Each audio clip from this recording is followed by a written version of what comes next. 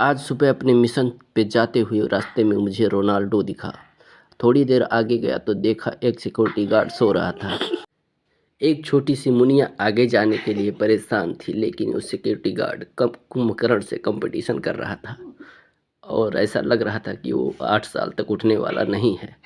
वो बार बार उसको परेशान देखते ही हमें लगा कि लगता है मेरा अगला मिशन यही है। और इसी मिशन के बीच हम भी उससे लगे हाथ उसे उठाने की कोशिश करने लगे, पर नहीं माना।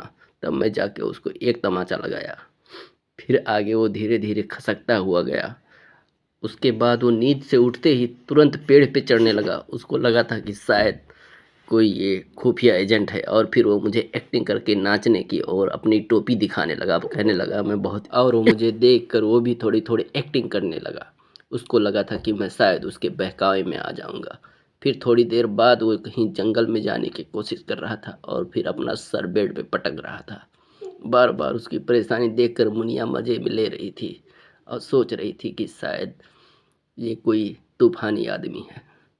उसके बाद मैं अपने अगले मिशन पे निकल गया। निकलने की तैयारी करते समय मेरे पास एक बहुत बड़ा खुफिया बैग भी था। इस बैग को लेते और पूरा सामान समेटने के बाद मैं जब बाहर पहुंचा तो देखा चारों तरफ सन्नाटा था। शायद सबको मेरे आने की भनक लग गई थी। और एक मोटरसाइकिल वाला बहुत रफ्तार में जा रहा था। जाते और इसी बीच हम जाते हुए अपने मिशन पे ध्यान लगा के देख रहे थे। तभी मेरी नज़र थोड़ी देर इन तीनों पर गई।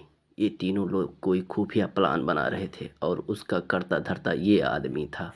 इसके हाथ में भले ही मुस्कान के साथ मोबाइल था, लेकिन ये सबसे मेन डॉन लग रहा था।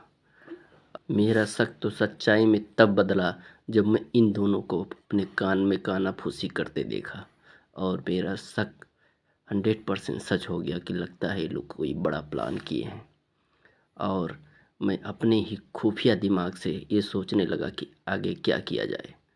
उसके बाद मैं अपना कदम बढ़ाया और इन्हीं लोग के साथ, इन्हीं लोग के ग्रुप में शामिल होकर मैं सच्चाई के तह तक पहुंचने की कोशिश करने लगा। और आगे जैसे ही पर्दा हटाया तो देखा ये हो रहा, और इन लोग को कोई शक ना हो इसीलिए मैं भी इन्हीं के ग्रुप में शामिल हो गया। और देखते गया कि ये लोग बेचारी इन मछलियों के साथ क्या किए हैं।